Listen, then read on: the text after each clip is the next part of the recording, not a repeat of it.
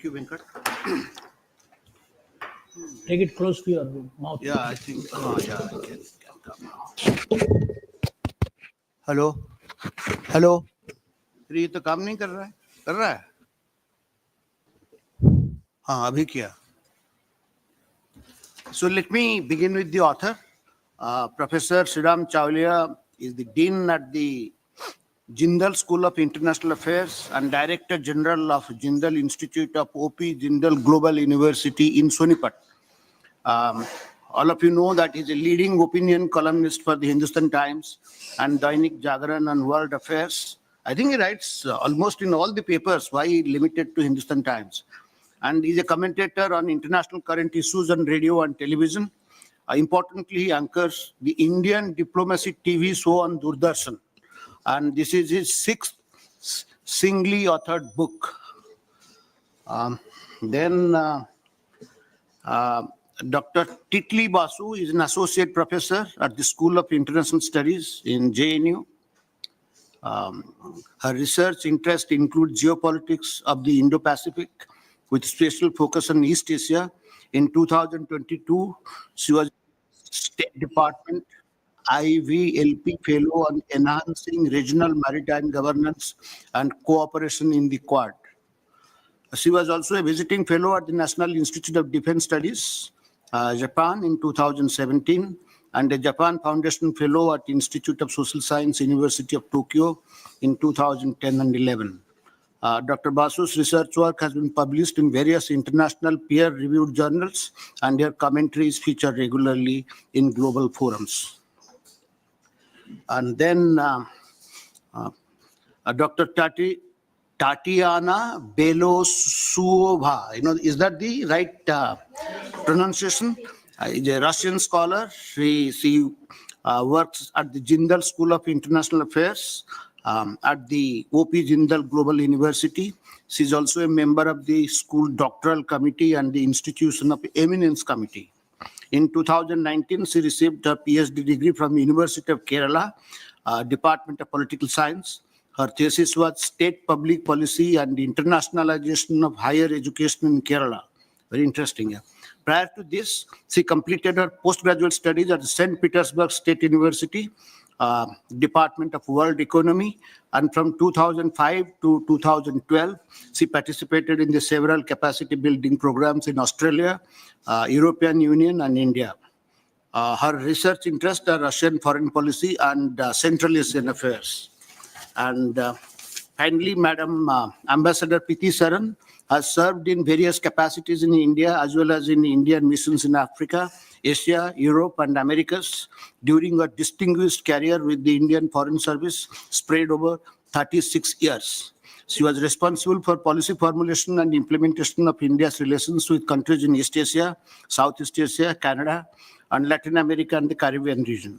She was India's ambassador to Vietnam and Consul General in Toronto, Canada. Her other overseas assignments include at the Indian missions in Moscow, Dhaka, Cairo, and Geneva. Welcome you all. Thank you. Thank you, Prakash. These are very brief introductions to save time. The detailed CV is available on our website. We're delighted to have you with us, Professor Chawlia. Earlier, we hosted you for 2 of your books discussions. Now that Trump is back again, I wonder if you are planning to do another book on Trump, after Trump. Tell us about, out of the 17 countries with which we have strategic relationships, you have chosen 7 of them. Kindly tell us something about how you came to choose these countries to write about and something about the book. Thank you. Thank you, Venkatji. Namaste, namaste. Greetings to everyone. It's always a great honor to be at this very illustrious and prestigious club of foreign correspondents of South Asia. And I often find that the most intellectual environment among journalists you can find only in this institution in Delhi or perhaps in the whole country. So it's an honor for me.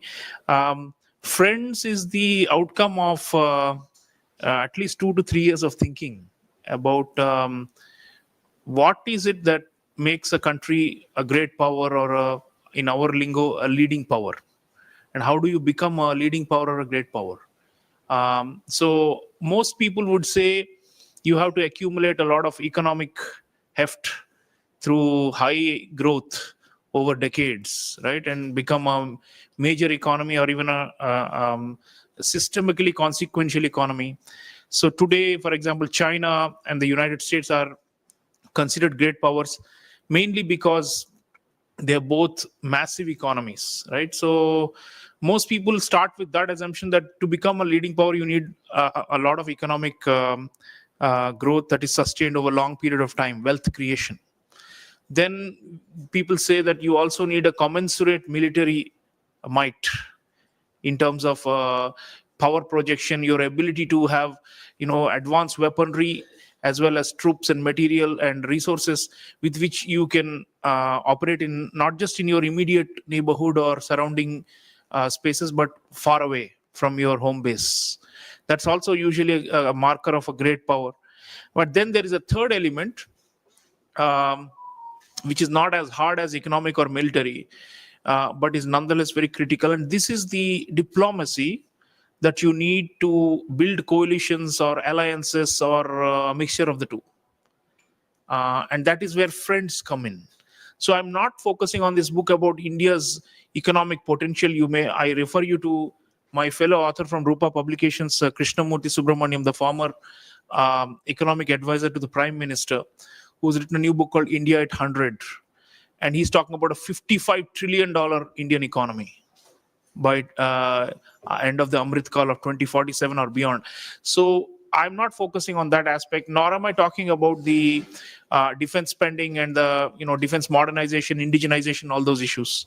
But obviously, those are key components. What I'm talking about here are how do you create a conducive international environment that enables your rise and that places minimum obstacles and maximum red carpets.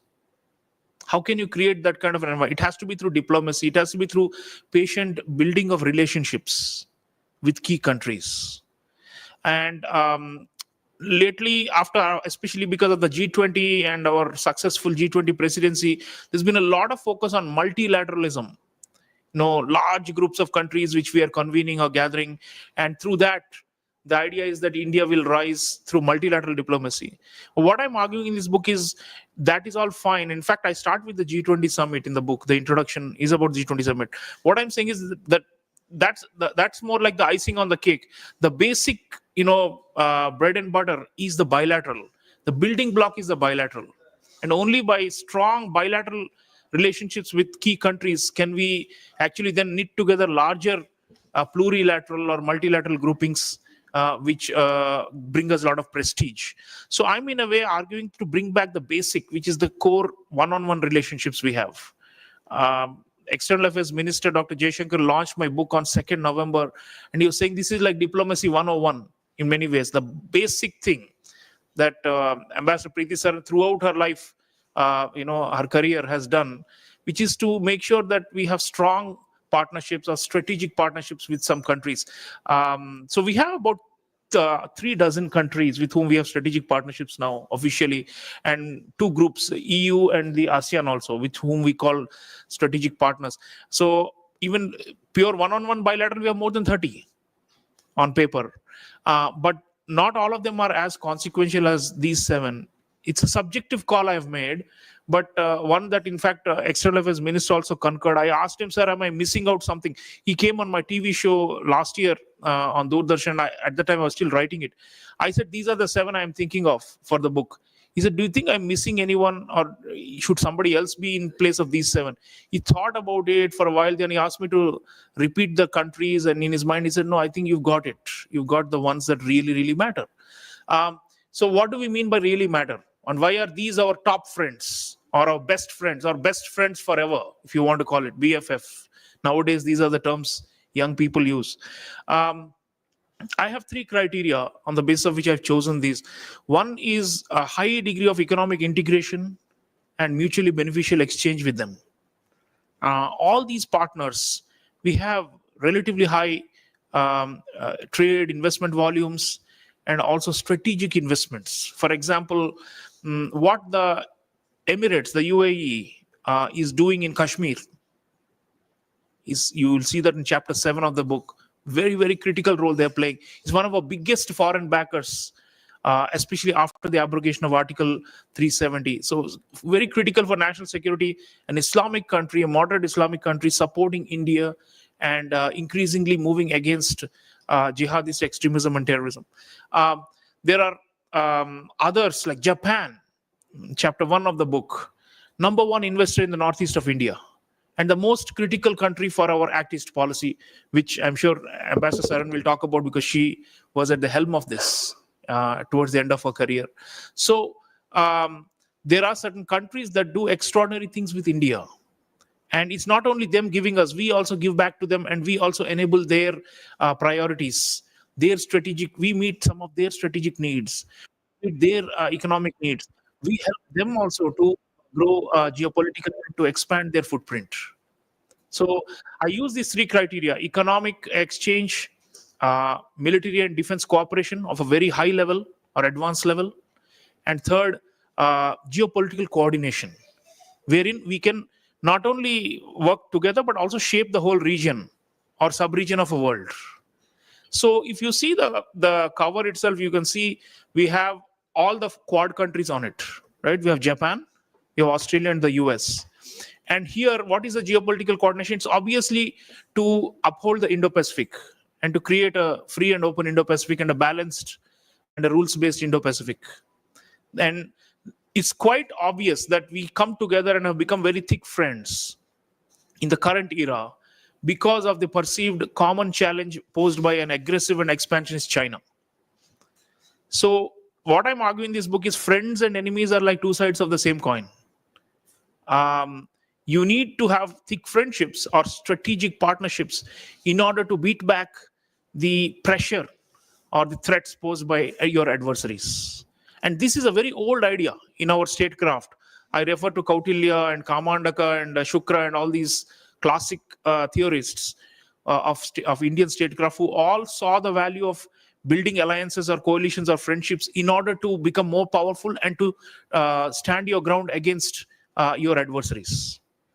So friendship is not an end in itself. Maybe for at a human level, interpersonal level, we have friends just because we like them and it fills us psychologically and makes us feel good. But in international relations, friendships are aimed at a purpose. Why does Prime Minister Modi hug the leaders of all these 7 countries? There's a purpose behind it. It's not just him showing a personal fondness, right? There's a deeper understanding that these countries really matter. And by the way, the Emirates, Australia, and Israel, I would say these are like newer strategic partners, although we have signed the partnerships long ago, but the real strategic content, economic, defense, and geopolitical, the 3 criteria, have really come into full bloom in the Modi era, not before. Japan, US, France, Russia, they used to be there in the matrix long back. But even those friendships have evolved over time.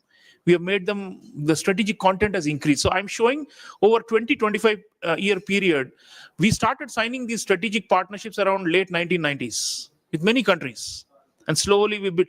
But what I'm saying is that the content of the friendship, the nature of the friendship has also changed over time.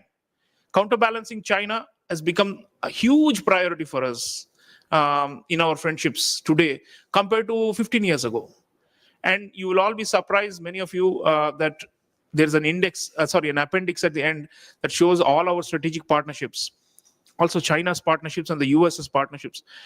2005, actually, India had a strategic partnership with the People's Republic of China itself. Those were the days, right? Today, it makes no sense at all for us to call China a friend or a strategic partner. We are just trying to coexist and to avoid war and to manage our competition. That's all. So, I'm simply giving you the rough, the big picture. I'm sure the columnists will come in. So, for India to rise, basically, what I'm arguing is we have to nurture and preserve and add new elements and value to these friendships, these core friendships of ours, and that's what Dr. Jaishankar and his team are doing every day. In a way, they prioritize some countries over others. They invest more in those relationships, and they try to extract more from them for India, and we also give back to them. This is the other part.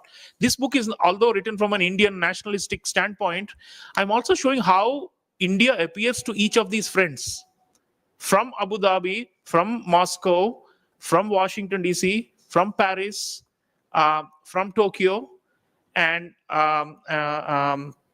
and from Tel Aviv or Jerusalem. How does India look to them? And I'm showing that actually India is becoming more dependable, more reliable, and more worthy in their eyes. Not only because we market their products, there are many other things we do with them.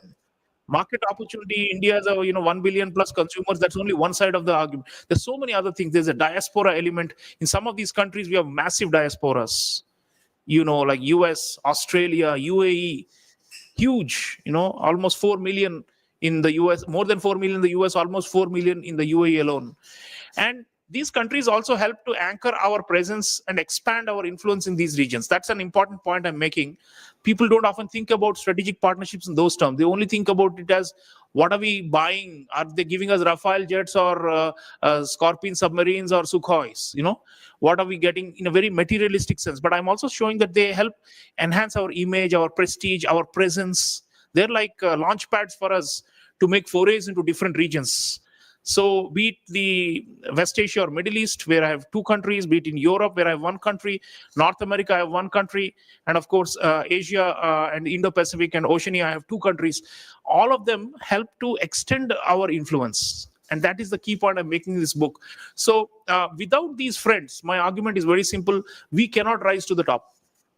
It's as simple as that. Nowadays, you hear a lot of rhetoric and emotional content in our news media, that to hell with the US, and the US has become our big enemy, and they're interfering in our internal affairs. You hear a lot of these kind of talk, right?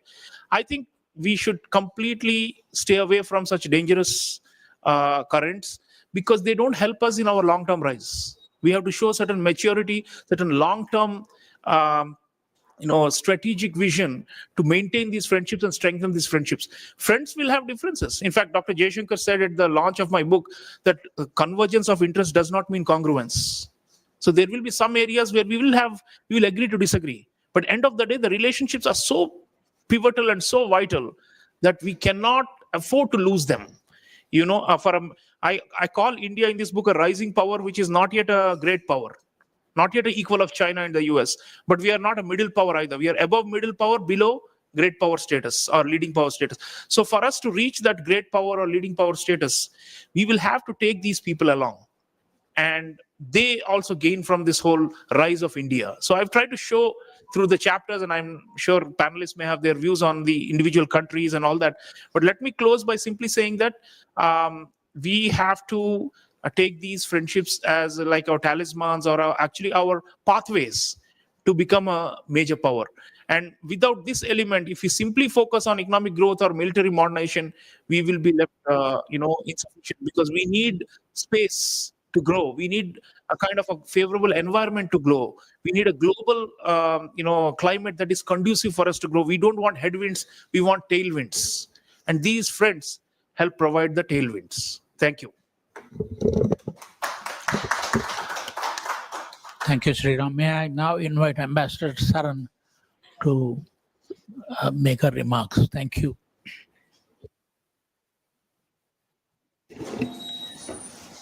Thank you. Good evening and namaskar. I'm really delighted to be here at this book discussion of Friends, India's closest strategic partners. And thank you, Sriram, for this introduction. I have to say, before we entered this room, I told Professor Chaulia that, this was quite an unput-downable book. I finished it in 2 readings because it's extremely well-researched, very informative, and written with a lot of clarity.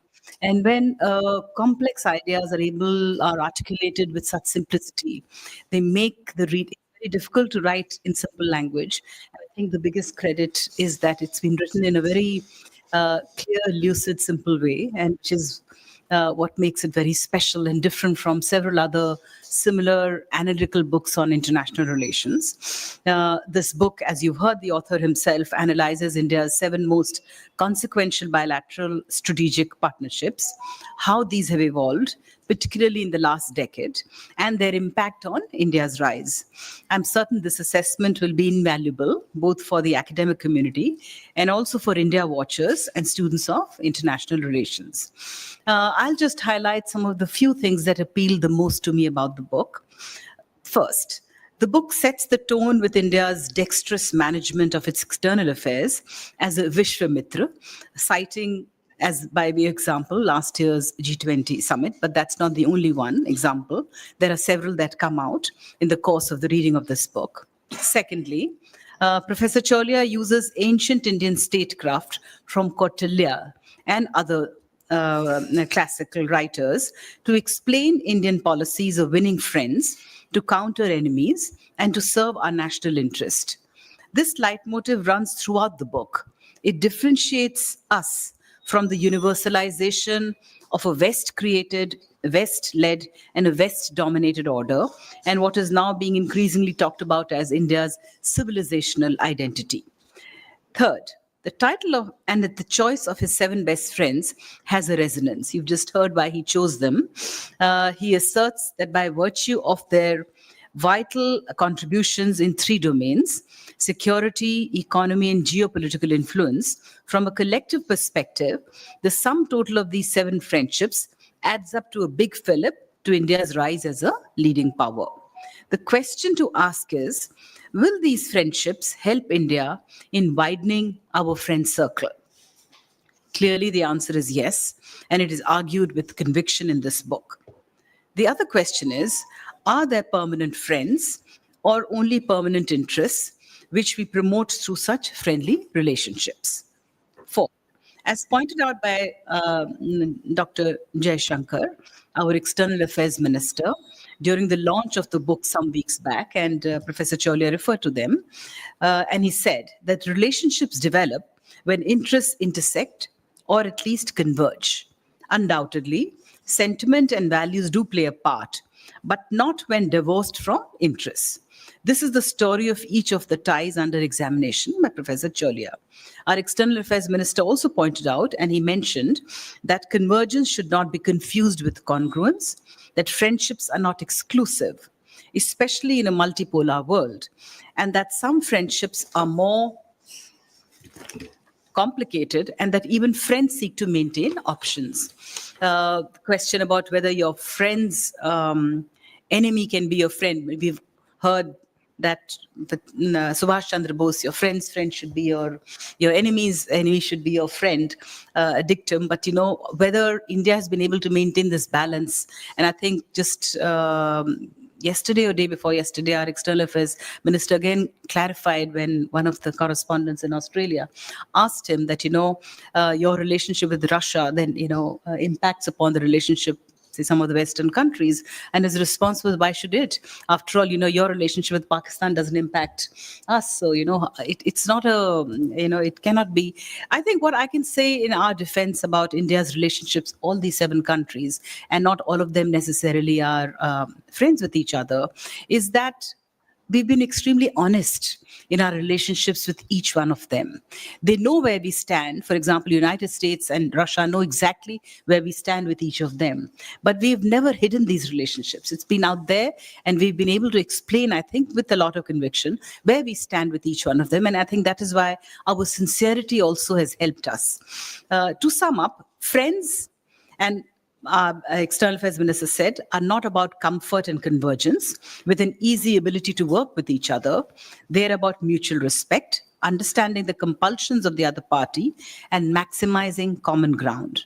Friends are not always black and white, nor will friendships be linear in their development. They may have their challenges, but are no less for it. Friends, in the final analysis, are always a work in progress. 5th, the book makes a very strong case for bilateral strategic partnerships because of failure of multilateralism. And as Professor Chaulia himself explained, he has been asked this question, I'm sure, several times about Why these 7 countries? And you've explained why. While I would not remove any of these 7 countries from the list, and you've just said that it was endorsed by the minister himself, but I would like to have seen the inclusion of several other strategic partners of India. And perhaps you could write a sequel to this book where we'll get to see some of the other friends of India. The discussions, because we have several other BFFs, they might be smaller in size and in terms of what they bring to the table for us, in terms of global ramifications. But what they bring to us is very unique. For example, Bhutan as our closest friend and neighbor in the immediate neighborhood, or for example, Vietnam. These are a story by itself, which should be told as well. And I hope you'll be able to tell that story. The discussions on partnerships and alliances in this book is very well argued. Equally, discussions on whether India is a middle power, a rising power, a balancing power, or a leading power is also analyzed very well. In any case, India will remain an independent actor on the world stage that will not be aligned, as understood in the classical Western statecraft, with any bloc or military alliance. It will also not give up its aspiration to establish its rightful place in the world, nor its civilizational values and heritage. India's effort will be to accelerate its economic transformation, which requires good relations with its partners. A known West-led order is, of course, a safer bet today for us than an unknown China-led order. 7, to quote someone from your fraternity, US would like to see a unipolar world, but a multipolar Asia. China would like to see a multipolar world, but a unipolar Asia. And India would like to see a multipolar world and a multipolar Asia. In many ways, I think this book validates that point. And finally, while the China factor remains a repeated refrain in the book, Professor Cholia concludes that China cannot, by any stretch of imagination, be considered a friend of India, and you just heard him say that again, and that it remains relevant to India, but in a negative sense, as an adversary or a threat, and not as a partner or opportunity. While I agree that our relations with Beijing will remain a massive challenge to us strategically, even if there has been some positive movement on the border recently, I would, however, add that we must keep our friends close, but we must keep our enemies closer. This would entail reducing tensions, even as Chinese policies remain unpredictable. We will need hedging strategies, for which our Act East policy is one. The Quad and the Indo-Pacific strategy will also remain very important. Simultaneously, we should continue to use BRICS and the Shanghai Cooperation Organization to balance our foreign policy and retain some of the cards to play to preserve our strategic autonomy. In the shifting sands of relationships, in an uncertain world, equations change, and our erstwhile adversaries, our biggest challenges, can also possibly turn into opportunities. And I think this should be our constant effort in dealing with the China factor. Alan, conclude here. Thank you. Thank you, Ambassador Saran. May I now invite our friend Dr. Tatiana from Russia, who's been living here for the last 10 years. She did her PhD from a university in Kerala, and she can speak Hindi also. Please. Yeah, thank you so much, the organizers of this event, for inviting me. It is a great honor for me. And first of all, I would like to congratulate Professor Cholia on his well-researched and comprehensive publication. It captures all the important and consequential nuances related to India's engagement with its closest partners. We are in the school, we're very proud of you. So allow me to make some comments and observations regarding the chapter on the long bear hug, Russia and India against all odds. I very much agree with the title, since it pertinently reflects the nature of these relations. Many changes happened in the international environment since India and USSR signed the Treaty of Friendship and Cooperation in 1971. Surprisingly, despite all headwinds and external challenges, India and Russia have managed to sustain mutually beneficial relations. So I will go, if you allow me, I will go one by one the points which drew my attention, and I would be willing to make some comments on those. So Chinese factor, first of all, Chinese factor. I'm not sure that Chinese factor plays a significant role in the bilateral ties between India and Russia. Can we say that if Chinese behavior was not bellicose, Russia and India would see less incentives in maintaining close ties? I would probably analyze India, Russia, and China, Russia separately, since the nature and motives behind these relations differ significantly. Russia has no reason to view China's rise as an existential threat, nor does it seem to mind being a junior partner, to be in a junior position. Hence, it is not a high priority for Russia to seek a counterbalance to Chinese ambitions. I would agree, though, with the proposition that it is futile on the part of Russia to think of India and China as a unified and synergetic construct to balance the Western dominance. These two countries have different strategic interests and foreign policy agenda.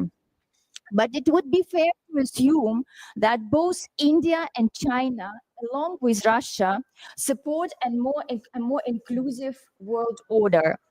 If we think about it, we don't really need a hegemon at this juncture, especially if this hegemon often compromises on the rules-based order it actively promotes.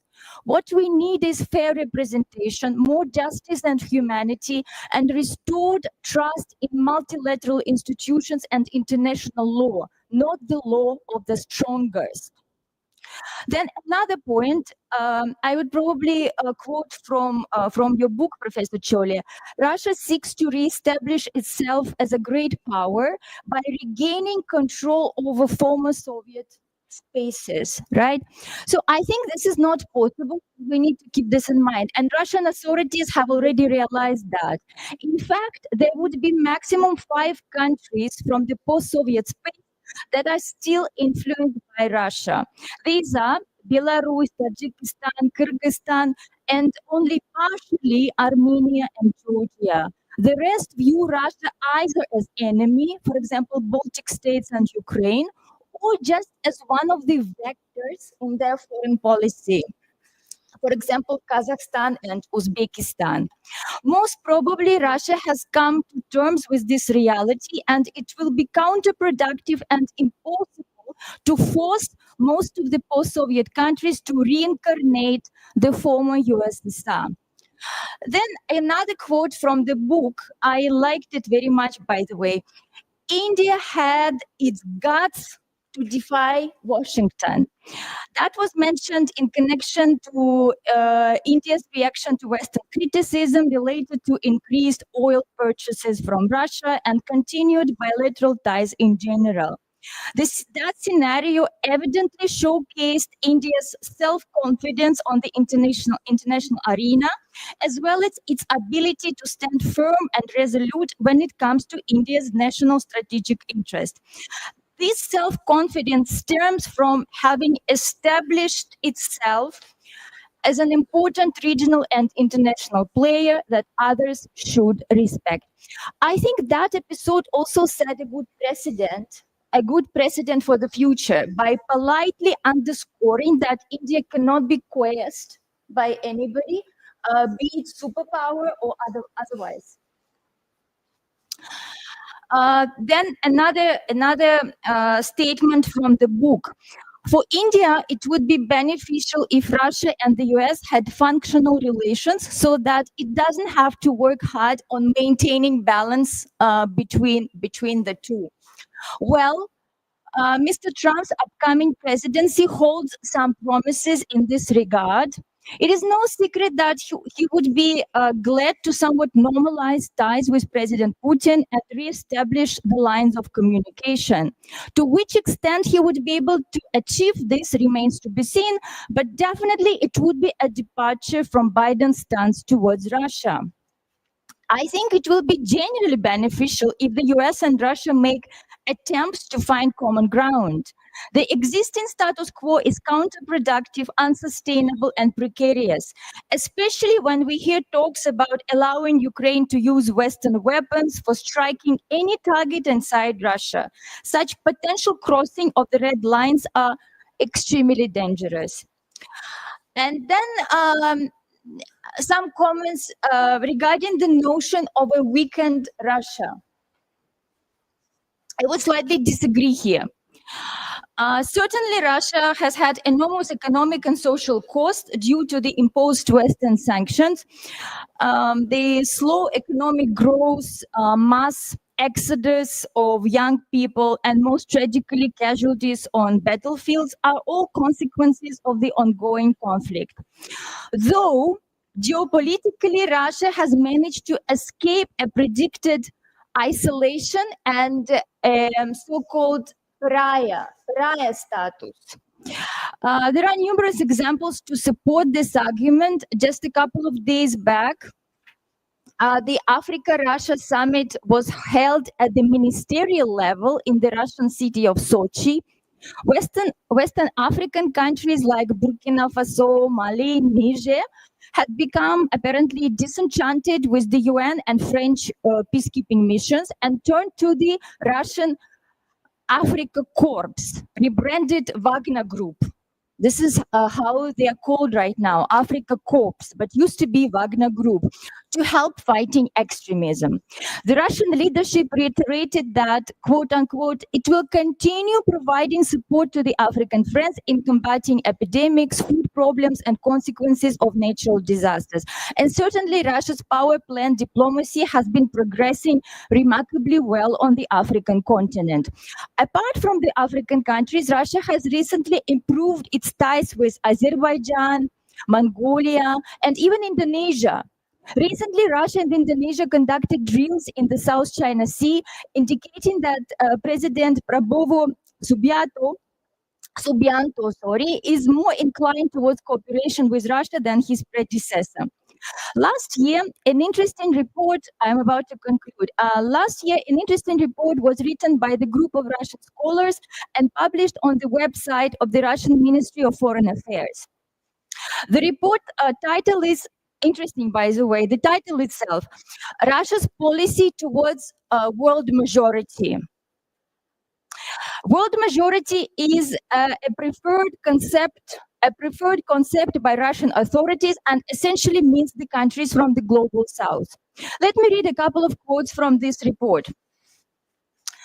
There is an understanding among many world majority states, including in the public mind, that the confrontation between Russia and the West creates conditions for strengthening the sovereignty and independence of these countries and expands the room for their foreign policy, cultural, and civilizational maneuvering. And the second quote, the last one, the countries in the global south and east are our natural allies in democratizing the world order, eradicating neo-colonial practices, and banning instruments of pressure and blackmail from the international political, monetary, and financial systems.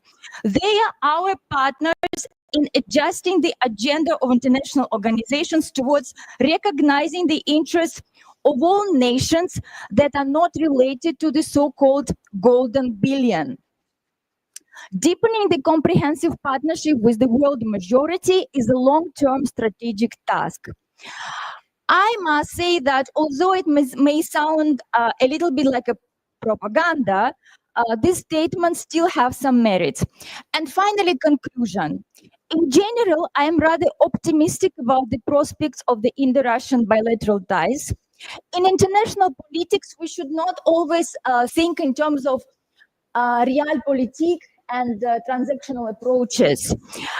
Cooperation between countries can be sustained by mutual trust and respect, and even personal chemistry between leaders. This year, Prime Minister Modi visited Russia 2 times. The first visit took place in July, and the second was for the BRIC summit held in October.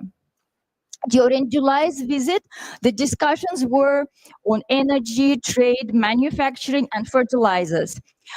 Mr. Modi was also officially conferred the Order of St. Andrew the Apostle, award by President Putin for his contribution to fostering bilateral ties between two countries. Thank you so much. Spasiba, Tatiana. May I now invite Dr. Titly Basu.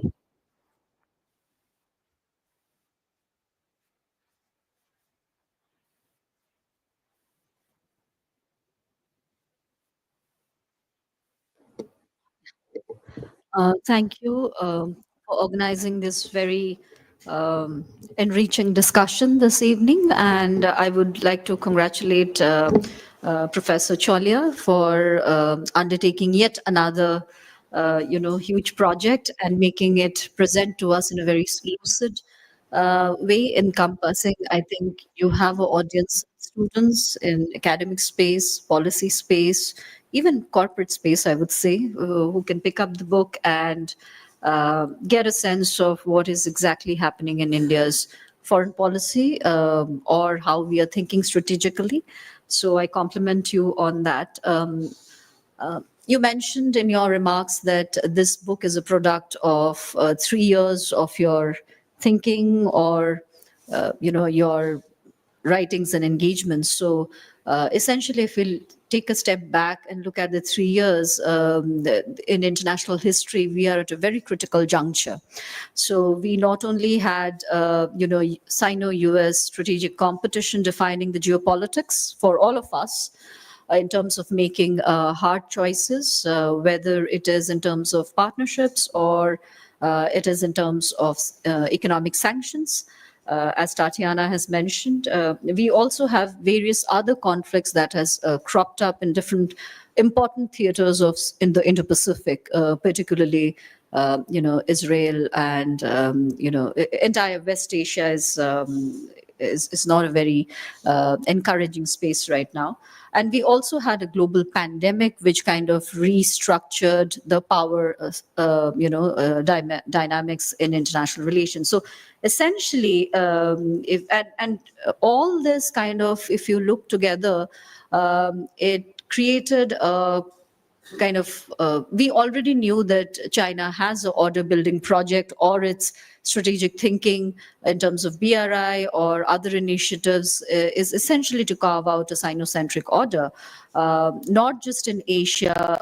Also, we have in the academic debate space about a decade ago, we were discussing about the G2 concept of how US and China can, carve out their respective spheres of influence. So essentially, there is a whole turmoil in the balance of power, balance of order, balance of values, competing narratives.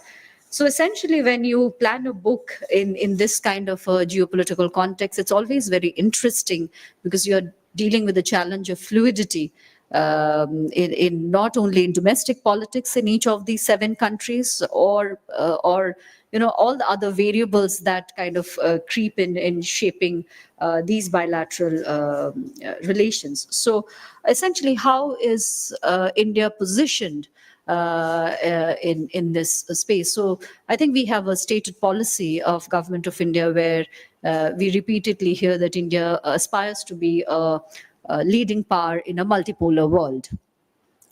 But as has been mentioned, when we saw certain jolts in the system, there are certain burden of expectations from India also. We saw that in case of Ukraine. So some of our, best friends forever, did you say BFFs?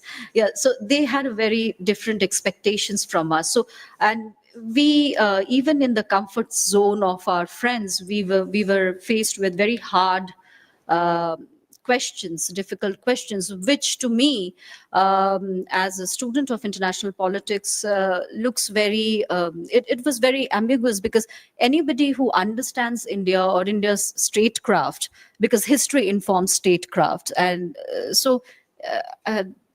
it was a very obvious choice that India made. How we reacted to some of these crises should not shock anyone. Pursuing national interest by India, which is an emerging, one of the fastest emerging powers. We need to source capital and technology from all these friends and beyond. It kind of surprised me, the kind of expectations that some of our partners have, which in turns tells a story that probably we needed to tell them yet again the fundamentals of Indian foreign policy. And this book probably addresses that beyond Minister Jaishankar's book of, the India way and why Bharat matters. And beyond that, the way you have started your first chapter in addressing the fundamentals of Indian foreign policy, also at a time when multilateralism is hugely challenged. And what makes this book, I think there is a consensus by now that this is a very lucid book, very easy to grasp, and yet very complex issues that you handle. So the anecdotal nature of storytelling that you bring in this book, whether it is G20 or any other chapters, it's very interesting. It's quite gripping actually. Otherwise, academic writings become very boring and you lose interest and you keep the section for another day and then you keep pushing it. So I think that is very well done. So essentially, to some of our friends, because in this 7 countries, I see US and some of its allies who have, like, if we look at the case of Japan, San Francisco system of hub and spokes treaty. So they operate in a very different orientation from us. So sometimes it is difficult for US and its allies to understand our strategic autonomy or how we kind of leverage our strategic. That is why sometimes expectations of or questions about how can India operate in a Quad and yet go in a BRICS and yet engage in SCO and so on and so forth. I kind of concur with your argument about the primacy of bilateralism and then that percolating into trilaterals or Quads or plurilaterals.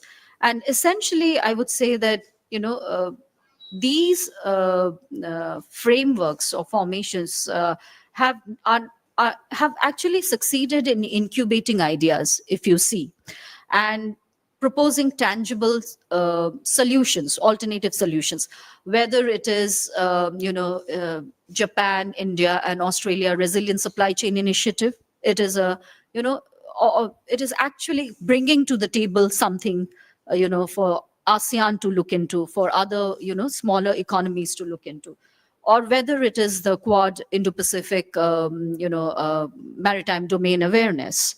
So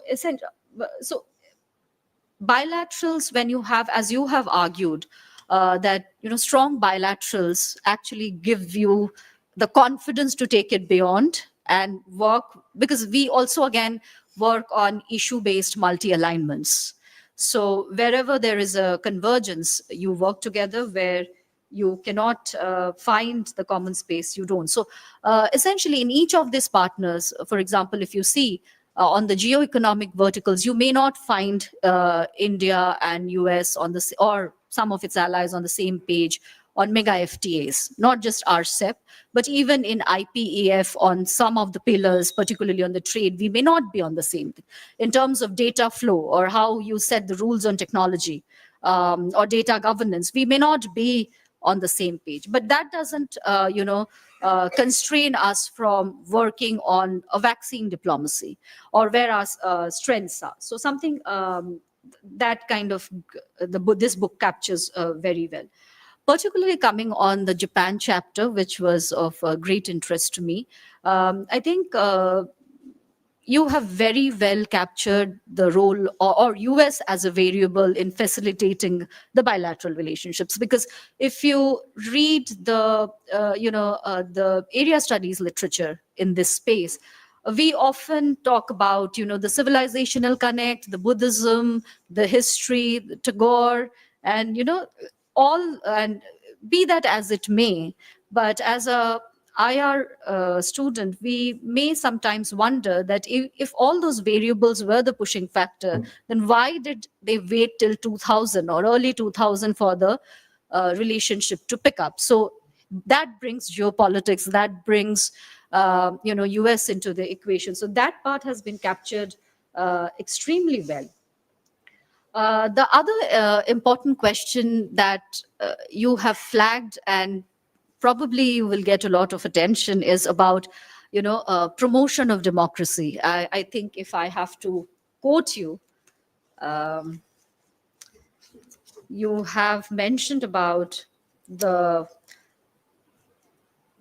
idea of is there potential for Tokyo and Delhi to jointly undertake promotion of democracy in the Indo-Pacific? And then you have talked about the example of Myanmar.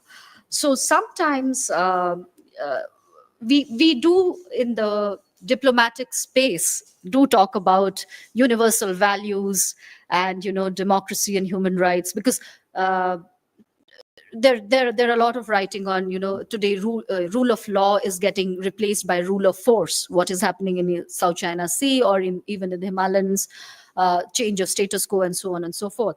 But I am not very sure about this promotion of democracy idea, because even in domestic politics, if I look at some of these countries, their independent Indo-Pacific strategy, because in Japan's case, you as you well know, that it was Prime Minister Abe Shinzo. He launched it as an Indo-Pacific strategy, but they anchored on this, universal values of particularly democracy. He was talking about democratic security diamond in the form of Quad. But there were not many. It kind of rattles some of the stakeholders in Southeast Asia, and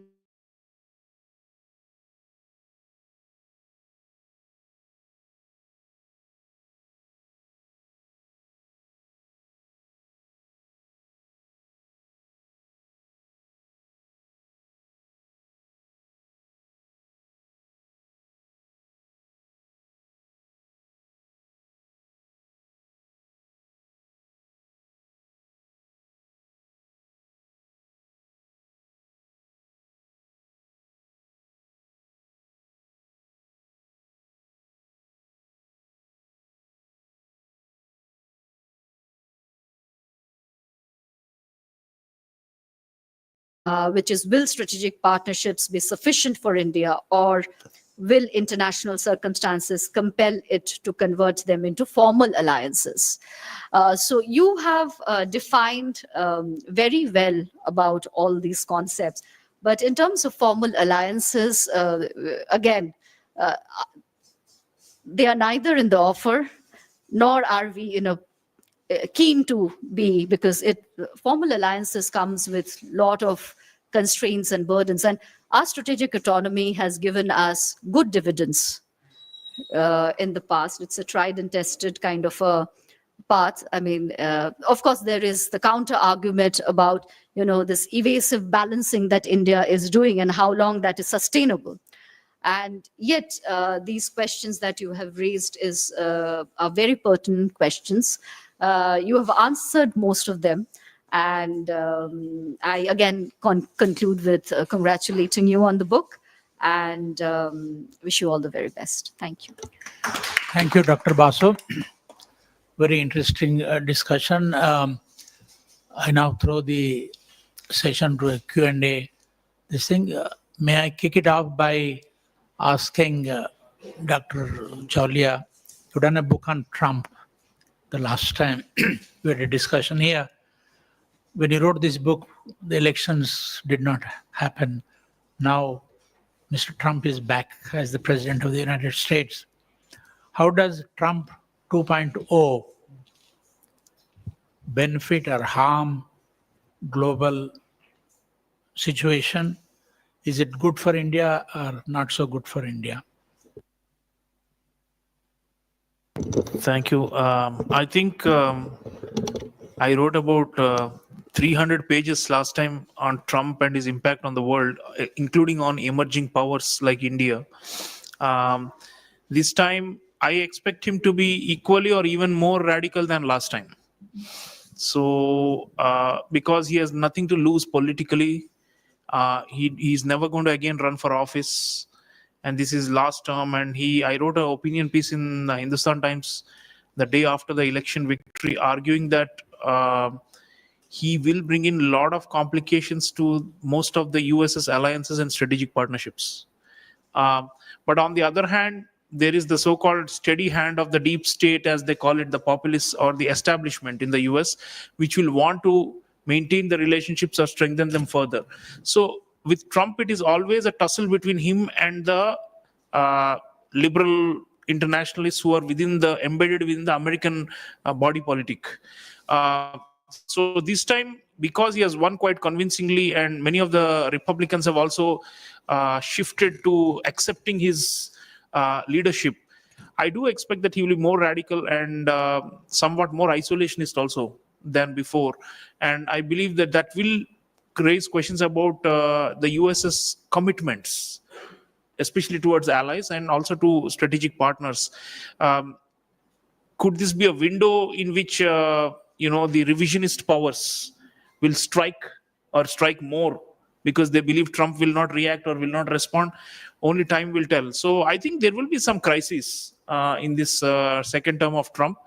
Our relationship, is it good or bad? I think in the overall sense, it's good because Republicans, and even during Trump's first term, did have a geopolitical reorientation towards Indo-Pacific, and they did push for the Quad to be resurrected and all those. So in that sense, even though Trump does not think much about balance of power in Asia or about counterbalancing China, I don't think these are very abstract ideas for a very commercial-minded and a transactionalist populist like Trump. I don't think he bothers for stopping challenges to the US in other parts of the world from ascending. Those are just too theoretical for him. But on the other hand, the existing relationship, the friendships that the US has, in fact, I have one of the one of the tables in the annexure is about the US's strategic partners. I'm not only looking at India's strategic, but I'm also showing how the US model of strategic partnerships work as opposed to their alliances. So they have already ramped up. I mean, for example, with Vietnam, for example, they have taken it to comprehensive strategic partnership, the US.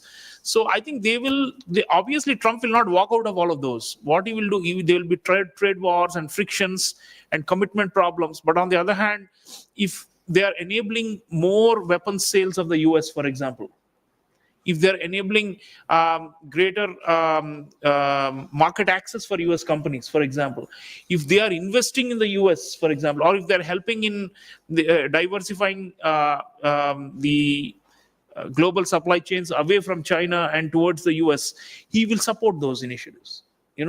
So you have to actually, I argued in my column in Hindustan Times, obviously this book was written few months before Trump got his thumping re-election. But I argued there that, you have to understand Trump and the kind of politics he represents and maximize whatever benefits you can get from it. And by the way, even with Biden, we had a lot of disappointments. Despite the coalition building, I argued, like, if you saw what happened in Bangladesh, you saw what happened in Afghanistan, you saw what happened in Pakistan. A lot of our neighboring or extended neighborhood, we were very disappointed with the approach and the policies of the Biden administration. We could not coordinate with them.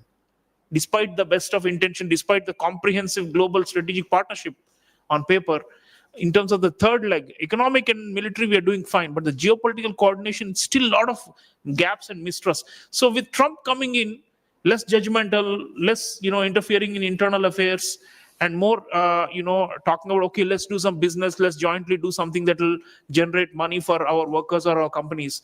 I think we have to see some opportunity there. We can't obviously discard the relationship. If he starts a trade war, I'm sure he's going to. We are prepared for it, and we will, manage it. And we still need to preserve the relationship, because I don't see the China challenge dying down or weakening over time. Rather, it is only going to get bigger and more problematic for us.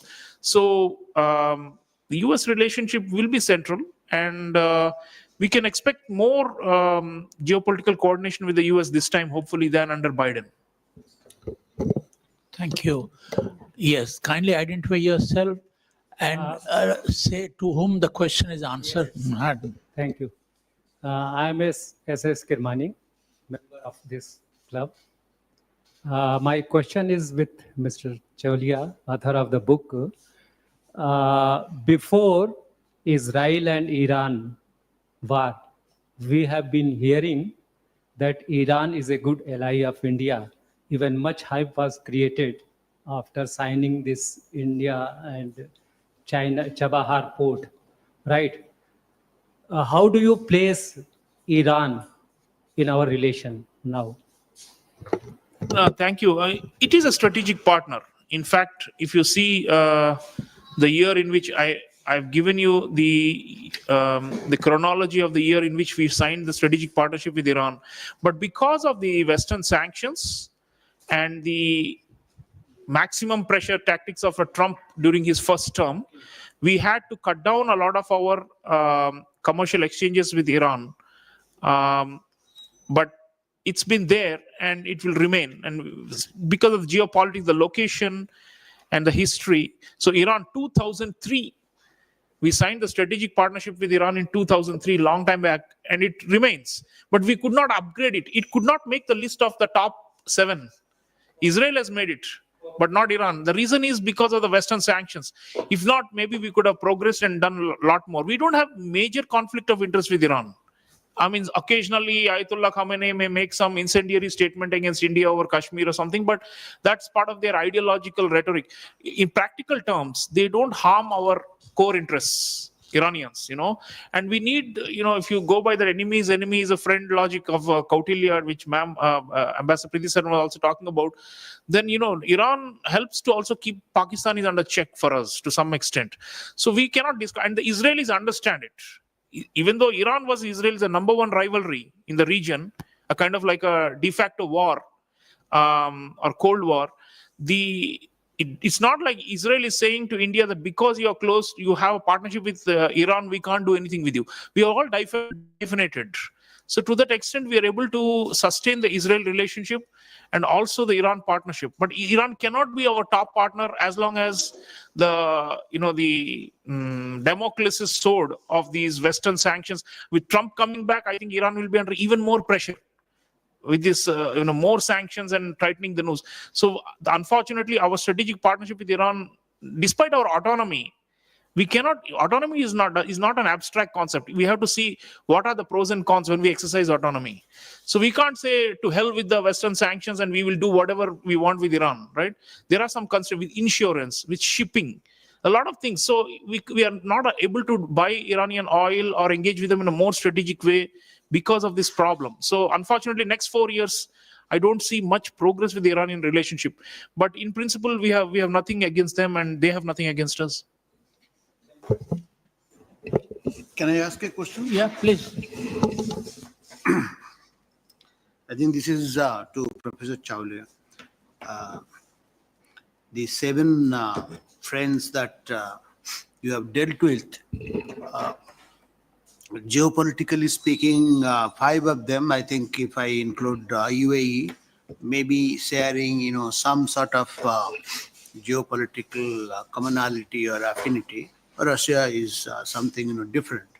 And when one talks about India, we have really managed, these, 6 on the one side and another on the other side.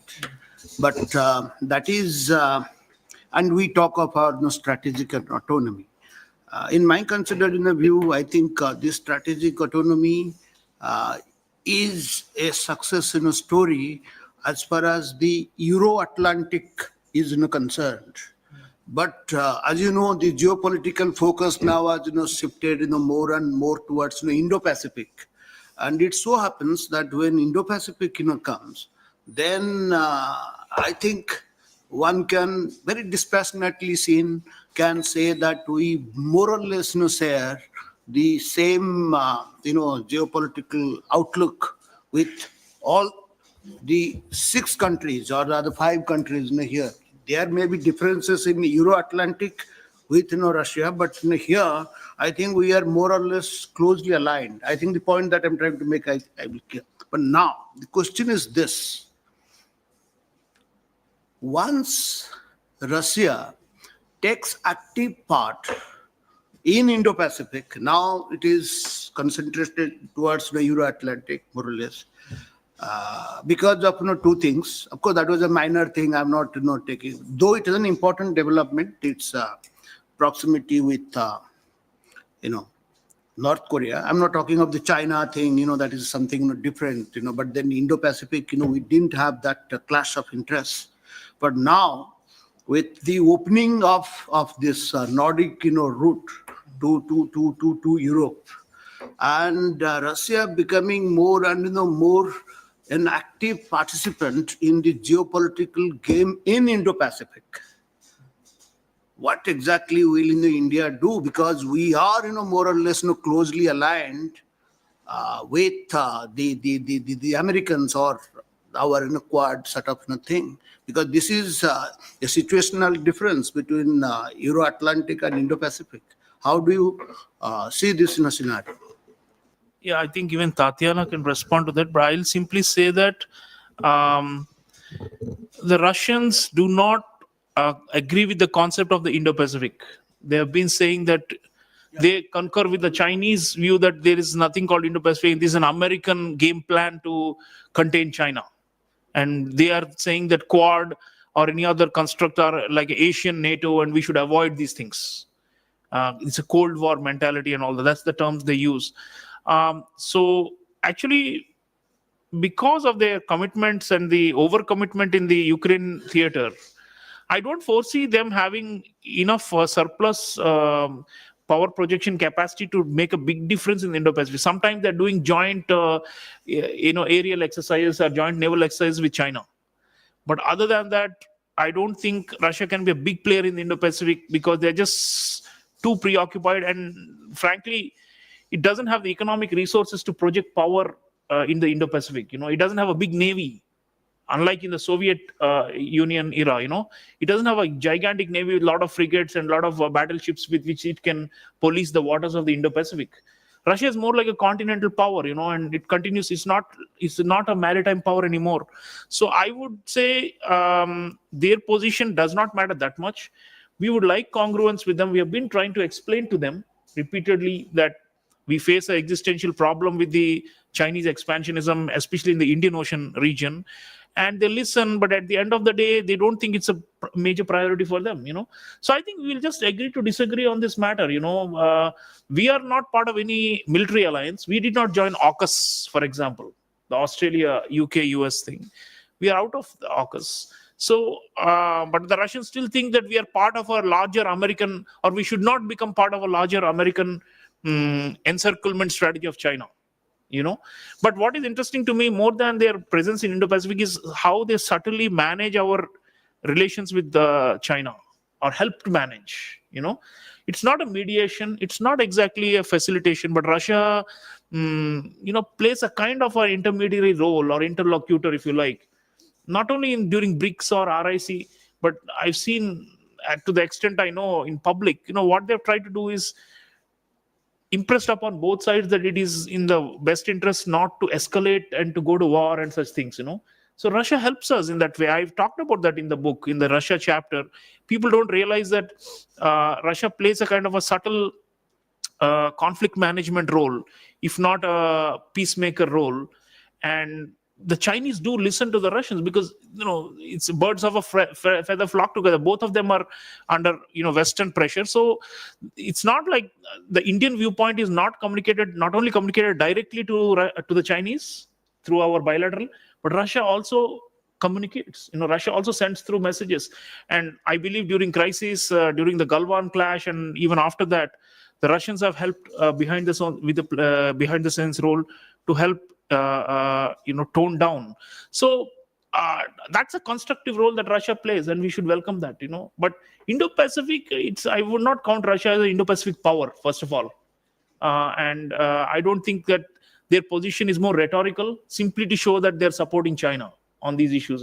They're not going to be very consequential in Indo-Pacific. Yeah, please, ma'am. Tatiana, you want to go first? Yeah, maybe you go first, then I'll. Now, I agree with what Professor Cholia has just mentioned in this regard. And you're right, the Russian authorities, they keep insisting on Asia-Pacific. They somehow dismiss Indo-Pacific. And also, you're right that at the moment, Russia just simply do not have resources to be an active player in the Indo-Pacific, because it is too much preoccupied. Obviously, it is too much preoccupied with the situation in Ukraine, and especially the outcomes of the ongoing war. So I would like to say that, at the moment, Russian foreign policy is revolving around those engagements with the sort of willing parties, with those countries who have genuine interest to cooperate with Russia. And Russia, of course, is, for obvious reasons, with this conflict and Western attitudes towards Russia, Russia is very much open to this new partnerships and try to maintain them the best way it can. So in my opinion, it will take time, definitely, before Russia, if at all, becomes a meaningful, significant player in the Indo-Pacific, rules-making player in the Indo-Pacific region. But I would like to emphasize the kind of special relations which Russia has with Vietnam. It has historical roots, and they have shared history, of course, and they have been able to maintain these relations in a constructive way. And also, I mentioned Indonesia, which for me came out as a surprise, but apparently the current government in Indonesia is also willing to strengthen ties with Russia, which Russia, of course, welcomes also for obvious reasons. Yeah. Thank you. I'll also perhaps pick up a few thoughts from the first question on Russia and President Trump's re-election. Throughout this whole Ukraine-Russia crisis that has happened, or even before that, I think we have in our interactions, as I mentioned earlier, that we have been very honest in our relationships with each of our strategic partners. And a point that we've repeatedly made to our Western partners has been that by focusing on Russia, they are really focused on the wrong enemy. Their actual threat and challenge is with China, and they should really be focusing their energies on China. And now with President Trump having articulated in the course of his election campaign and otherwise, his views are very well known, we hope and expect that if there is a resolution, at least a stop of conflict and a move towards resolution in the Ukraine-Russian conflict, the attention and the focus will be more towards the right adversary, where they should be focused. So that was the first point I thought I would make. In terms of Russia's presence in the Indo-Pacific, while Tatiana and Dr. Cholia have, of course, mentioned some aspects, but I just thought I would focus on the point about Vietnam. Russia has traditionally been very much part of, you may not call it Indo-Pacific, they may not like to call it that, but they had a very strong presence, including during the American War years, in the entire Indochina, Indochine countries. Even today, they have very strong commercial interests. In fact, we have trilateral interests with Vietnam, India, and Russia in oil explorations in the exclusive economic zone of Vietnam. So, and to that extent, I think it is very much in Russia's interest also to have a free and open combined Indo-Pacific. They may not agree with the concept as it's being understood today, or may perceive it as too much of a Western construct. But they have strong interests very much in that space. Secondly, with the initiative of the Chennai-Vladivostok corridor, I think the same waters become extremely relevant both for India and Russia to ensure peace and tranquility in these waters.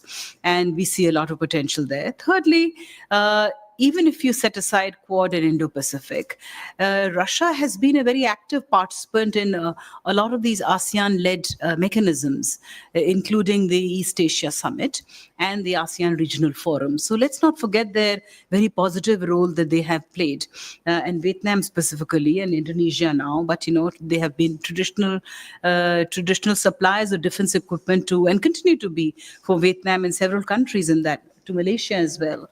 So they are the original equipment manufacturers. When it comes bilaterally to India, I thought there are 2-3 points, apart from the goodwill and the fact that we continue to procure defense equipment from them. Now we've just had a very successful visit by First Deputy Foreign Minister Mr. Manzarov, where we've talked about enlarging, casting the net wider, greater participation in India's Make in India and Atmanirbhar projects, where we hope that we can talk more in terms of transfer of technology and joint collaboration.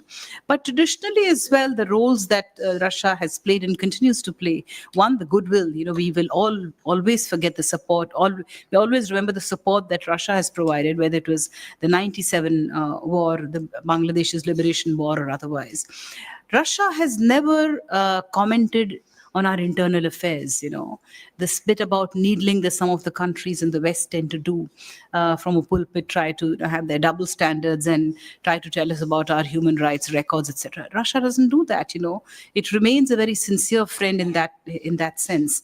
And then we must not forget that the positions that are taken on Jammu and Kashmir at a time when we were really cornered in the past and continue to be.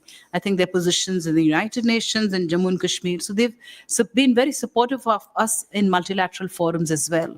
So I think we will continue to engage with them, of course, very strongly bilaterally, but also keep them as our partners, including, I think, in the Indo-Pacific. Thank you. Yes, please.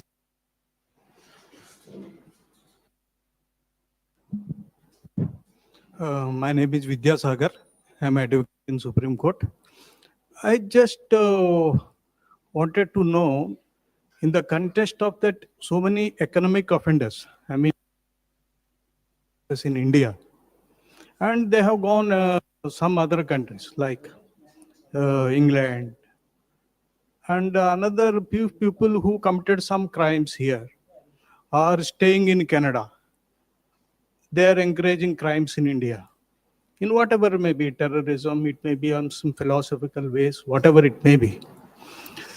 Can any of these countries are our BFF category or not? Number one. Number two, the recent trend is this very clear. If one country is supposed to take straight away, America is our BFF, suppose. Whatever it can't achieve directly, it is achieving indirectly their object through Canada or some other country. That is the American policy always, it appears to me. Can you just make some comments, because I have not read the book. I will read, then I will come back to you. I think this Canada, the Khalistan thing, I don't buy the view that there is some kind of a sinister plot which is led by the US. I think it's, frankly, the way the US has handled it is not as immature and irresponsible as Canada. So Canada obviously can never be our best friend. I cannot even think about it. We don't even have a strategic partnership with Canada. It's not even the basic strategic partnership. Forget more higher level comprehensive strategic and all. I think, see, these things, there are certain incidents that happen and then they get blown, there's like a huge storm, a media furor around this, and then everybody gets worked up over it. But over time, they die down. I don't expect this Khalistan issue to be a long-term challenge to India-US strategic partnership. There are some differences. We have not been happy with what they've done. And likewise, they have their own opinions on these things. They have a very diverse system with all kinds of stakeholders who carry out their own actions or statements. So it's not like it's all, Biden standing on a rooftop with a bullhorn and saying, India, you are committing crimes. They don't do that. And the relationship, even with Australia for that matter, there's a Khalistan segment even in Australia, and in the UK. So none of them have gone so far as Canada. So I think that over time we'll manage this thing. I would prefer that we focus on the real thing, which is the economic, the military, and the geopolitical, rather than these kind of, prickly matters, which are not good between friends. But eventually it will sort out. I often give the example of the Devyani Khobragade incident. The kind of fire and fury we saw in India at the time. People are cursing the Americans. How can they do this? It's a humiliation. Our diplomat, we will not take it lying down. They are messing around with us, and we'll punch them back. This and that. 6 months, 8 months, people forgot about it. In fact, she continued in the service, and she's now she's been ambassador to other countries. It's all normal. So I would say that we have conveyed our sensitivities in private. Prime Minister never went, lowered the dignity of this country by directly taking on these things in public with anybody, unlike Justin Trudeau, who has made a fool of himself. But so I think it's okay. We will overcome this, and eventually they have to also understand that we are sensitive to our national security interests, and slowly they will realize. I'm not talking about Canada, I'm talking about the others. They do know that if at all we are acting, or if we are taking a position on something, it's because we have a justified claim based on our national security interests, right? And in fact, people have been saying, the Americans, they do a lot of these what you call counter-terrorism operations all over the world, and they take out terrorists and then they brag about it. They boast about it, right? They post pictures saying Obama is in the Oval Office with all his associates, and they're actually being told that, Mr. President, we've found Bin Laden and we are now going after him. The Navy SEALs are telling him, they're saying, go and finish the job, So I think to some extent there are double standards, and we disagree on those matters. But what I'm arguing simply is that let us not let that derail the overall partnership, which is still booming, which is still growing. And by the way, if you see Prime Minister Modi is just a small indicator of how important the US still is for us, despite all these problems. He has done 9 visits, if I'm not wrong, so far to the United States in 10 years. There's no other country he has visited 9 times. Why? Because he still sees value. We are still getting something out of them, right? So if you do a plus minus kind of a balancing thing, overall, I would say the Khalistan thing is not a major issue, and I don't think that we should unnecessarily hype it up beyond what has already been done. We should move past it and maintain a mature strategic partnership with the US. Vibhuti? Ma'am, myself Vibhuti. I'm a senior journalist from Sambad, Odisha. So I want to ask you one thing. Why the United Nations is failed to control the war between Russia, Ukraine, Israel, Palestine, and different parts of the world? And the second question is that do you think that after the closeness between India and US, the same relations, same friendly relationship will continue with India and Russia?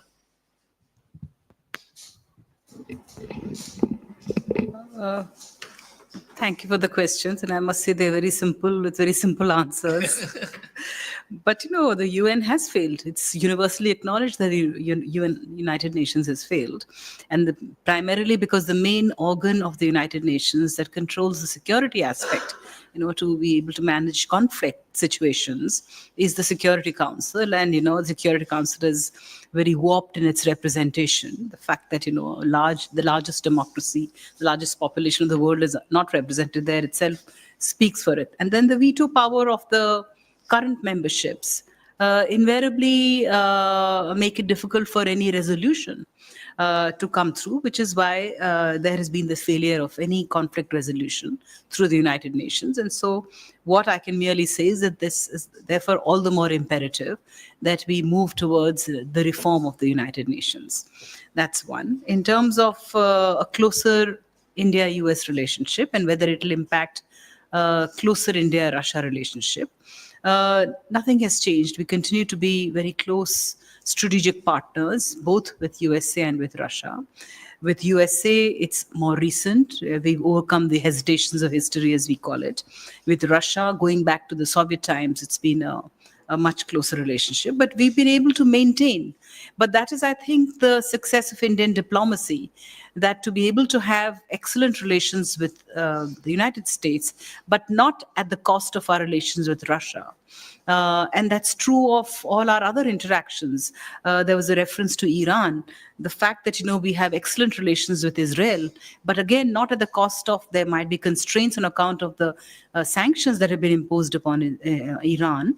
But that has not stopped us from continuing to engage with them, given our very strong historical, traditional, civilizational relationships, given our common interest in Afghanistan and the region. So I think that is quintessentially the beauty of India, to be able to say balance Israel with Iran, Israel with the rest of the Arab world, the relationship or the levels at which we have been able to bring our relations with Saudi Arabia, with UAE, without compromising on our relations either, or our commitment to the Palestinian cause either. Both Israel and Palestine, we have, while we have condemned Hamas for its terrorist attack of 7th October, but we have also condemned disproportionate use of force on innocent civilians, and we continue to maintain the two-nation theory. So I think if you were to look at the broad picture, we've been able to do a very good finessing act in balancing our relationships universally. But right now, the China and Russia also, they are closing with each other. Do you think that this will bring any impact on India? I don't think so. I think we've heard. Chapter 4 पढ़ लीजिए. It has that I had addressed. Yeah, and then you heard Dr. Tatiana as well mention that it will not be at the cost of India-Russia relations. Yes, please.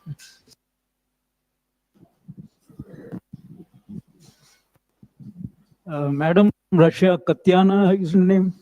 Madam, you talked about India bilateral, Russia of the sort of praising a sort of.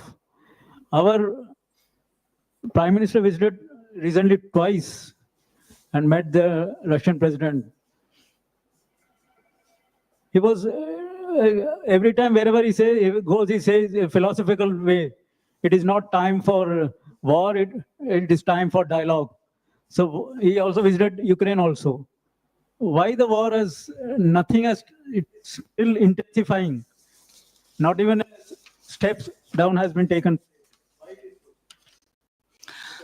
If the relations is so, what you are saying, a good relationship, at least a word should have taken a word out of it.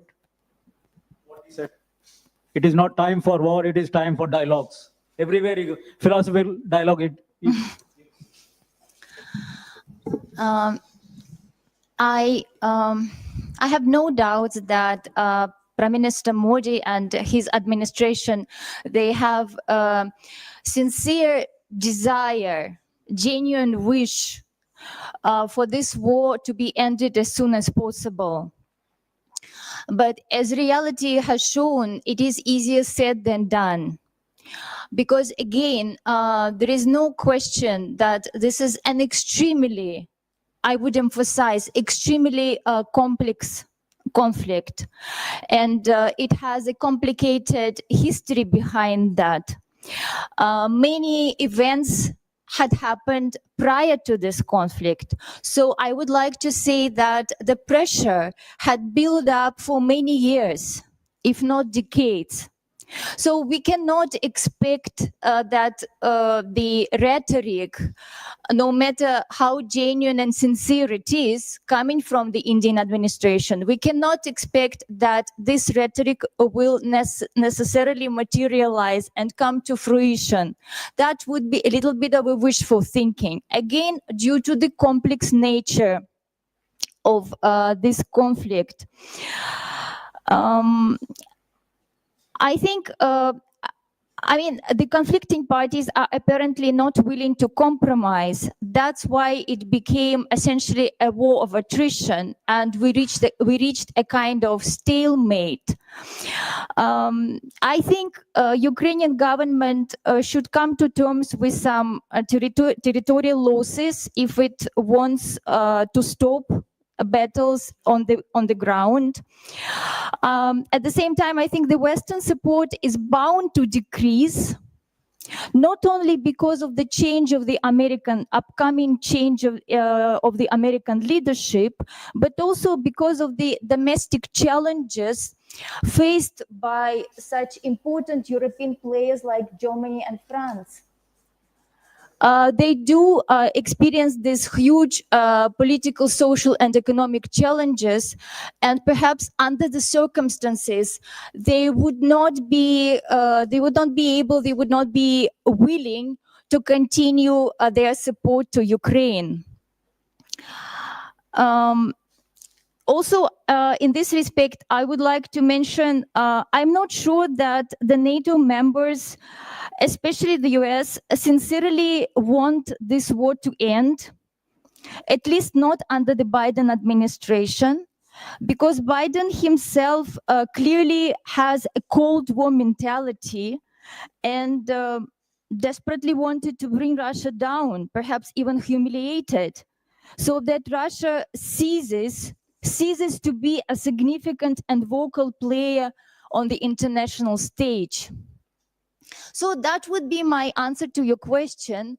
And perhaps some, like I mentioned also in my presentation, that we should expect perhaps some changes when Donald Trump would come to power, and that will, I think, that will make a difference, because like Professor Cholia mentioned, and I completely agree with him, that he is a deal maker, and he will not change his nature. He will continue making those transactions. He will carry on with this transactional approach, trying to extract as much of a benefit for himself and his electorate, by the way, because now he feels obliged that he needs to deliver no matter what. Yeah, in this respect, he owes them. And I'm sure he will keep that in mind during his entire upcoming tenure. So yeah, let's hope that this bloodshed will stop as soon as possible. Yeah, but I personally do appreciate the attempts and rhetoric coming from Prime Minister Modi. This is highly commendable, and this is how it should be. Thank you. Before I invite Prakash to propose a vote of, there's a question. Yeah, okay.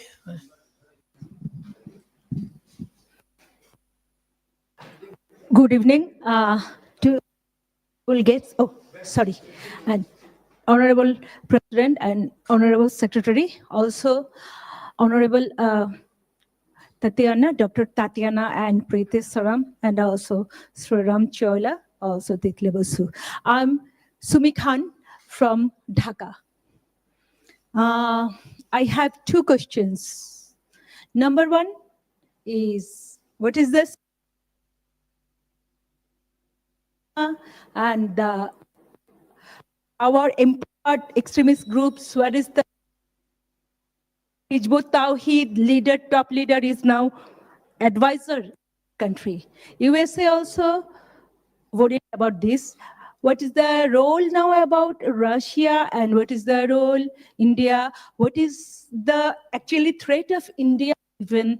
And as a journalist and as a citizen of Bangladesh, I just want to know you, our rebel experts. Thank you so much.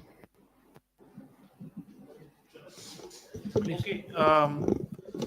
No, I think like I said, with the US, we could not coordinate in Bangladesh. It was a big disappointment in Biden's time. We kept on explaining our viewpoint, and they just had a totally different, perspective on what was going on there. They welcomed the regime change that happened in a very murky circumstances. Within a day or two of the regime fall, they said that they welcomed the transition.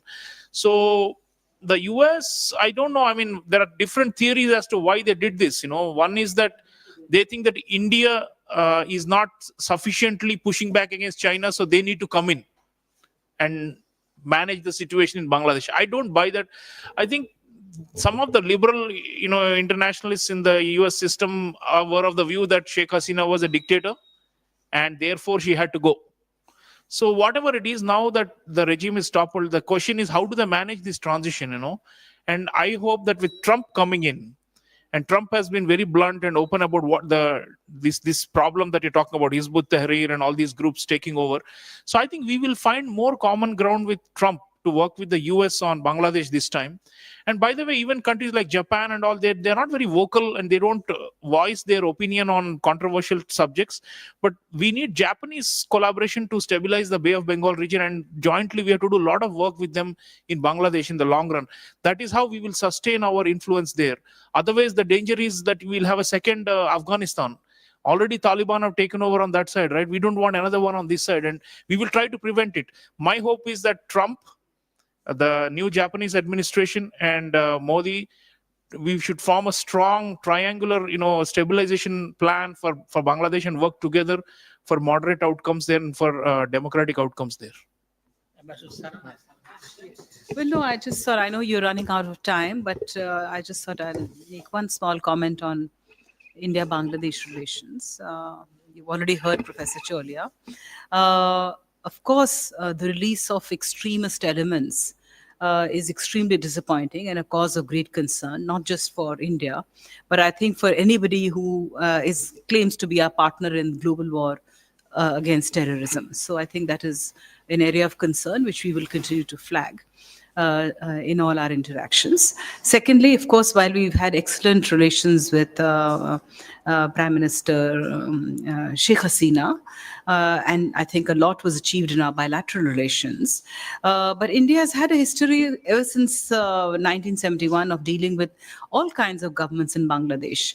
And currently, this particular interim government is not a democratically elected government, and therefore it doesn't have that legitimacy that a democratically elected government would have. We've also dealt with dictatorships and non-democratic governments in the past, so we will continue to deal with them. They are our next door neighbors. There is a lot that we have worked together in, and we will continue to do so. But we do look forward to restoration of full democracy and not a regime that's just been brought in artificially. Thank you. No, please. The session is over. No, I can't. Sorry. May I now invite Anjit to present mementos to our distinguished guests, and then Prakash will propose a vote of thanks.